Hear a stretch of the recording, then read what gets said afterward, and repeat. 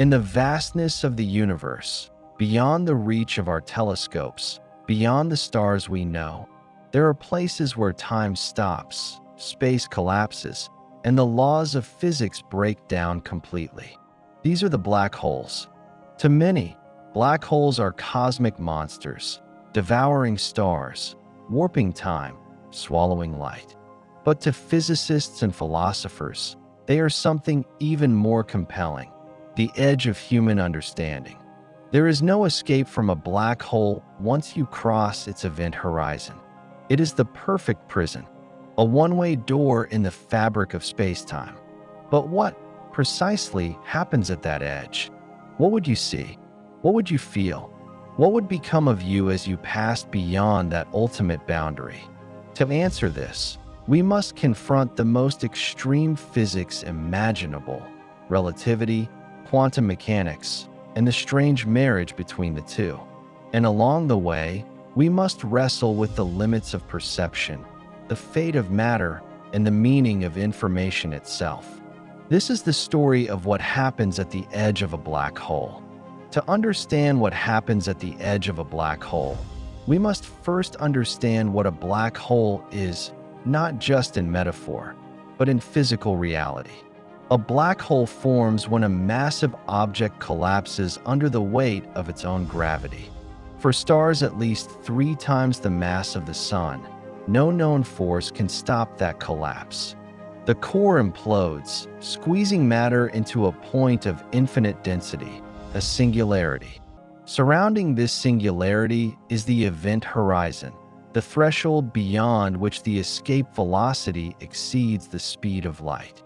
Not a physical surface, but a boundary in space and time. Cross it, and you're cut off from the rest of the universe, forever. To a distant observer, the event horizon appears frozen in time. Anything approaching it seems to slow down, redshift, and fade, forever teetering on the brink, never quite falling in. But for the falling object, time moves forward. It crosses the event horizon unimpeded, without even noticing. And then it's gone. This disconnect between what is seen and what is experienced marks the event horizon as not just a place, but a paradox. Einstein's general theory of relativity tells us that mass warps space-time, and that gravity is the manifestation of this curvature. Black holes are where this curvature becomes extreme, so steep that all paths, even those of light, curve inward. Imagine space-time as a two-dimensional rubber sheet. A planet makes a dent, a star a deeper one, but a black hole? It tears the sheet, creating an infinitely deep well. No rope, no ladder, no light beam can climb out once inside.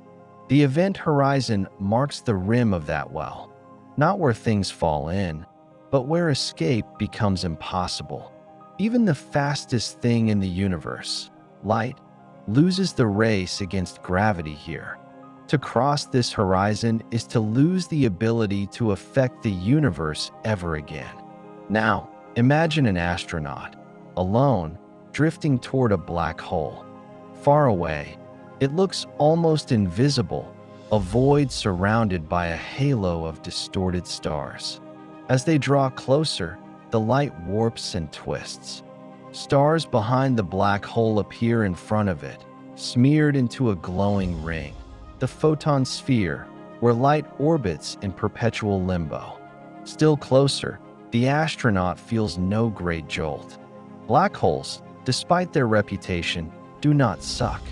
They pull with gravity, like any massive object.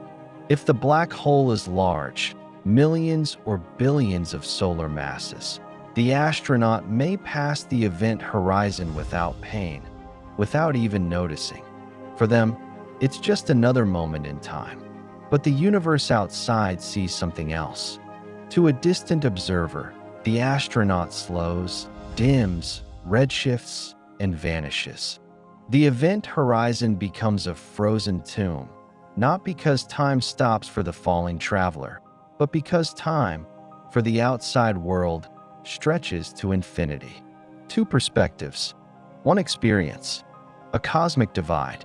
But not all black holes are gentle. If the astronaut approaches a stellar mass black hole, a few kilometers wide, their fate is more violent. The gravity near the event horizon is so intense and so uneven that the difference in force between their feet and head becomes catastrophic. Their body is stretched vertically, compressed horizontally. The technical term? Spaghettification. They are pulled into a long, thin filament, their atoms torn apart before they even cross the horizon. This isn't science fiction. It's tidal physics at an unimaginable scale. In a supermassive black hole, this effect is delayed. The astronaut might cross the event horizon intact, but their fate is still sealed. Whether gently or violently, the singularity awaits. Inside the event horizon, the rules of reality bend. The singularity lies ahead, not somewhere you can steer around, but a moment in your future. Like tomorrow or next year, it cannot be avoided. All paths through space-time lead there. Here, space becomes time, and time becomes space. But what happens at the singularity?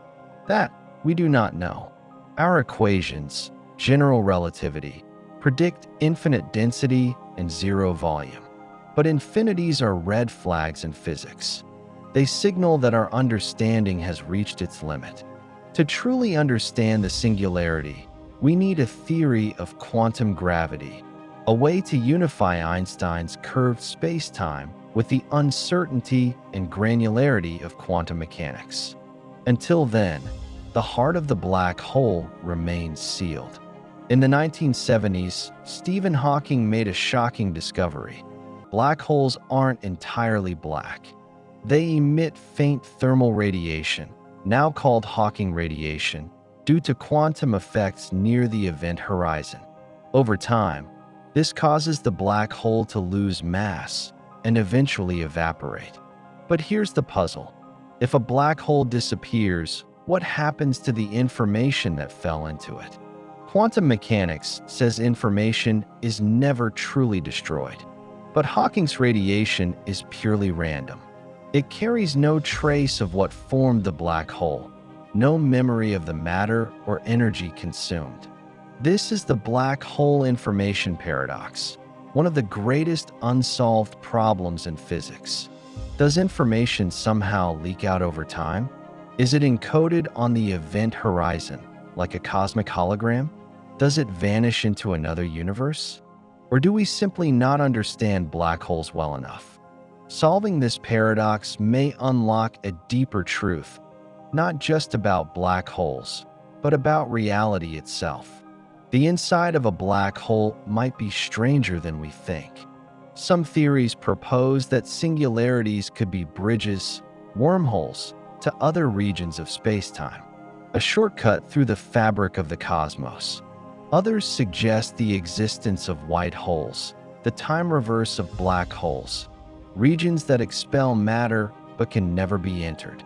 Still more radical proposals argue that each black hole gives birth to a new universe, a baby universe sealed off from ours, born in the collapse of a dying star. These ideas remain speculative, but they reflect our hunger to find meaning in the black hole's mystery, to see not just death and doom, but transformation. Perhaps black holes are not ends at all, but beginnings. So what happens at the edge of a black hole? Space bends, time slows, reality unravels. For the traveler, there is no return. For the observer, no closure. Black holes are the universe's most extreme laboratory, a test of our physics, our imagination, and our courage to confront the unknown. They are more than objects. They are cosmic mirrors, reflecting our deepest questions. Where does information go? What is the nature of time? Can the universe forget? We may never stand on the edge of a black hole, but by studying them, we are drawn to the very edge of what we can know. And when we gaze into the abyss, it gazes back, beckoning us forward into the unknown.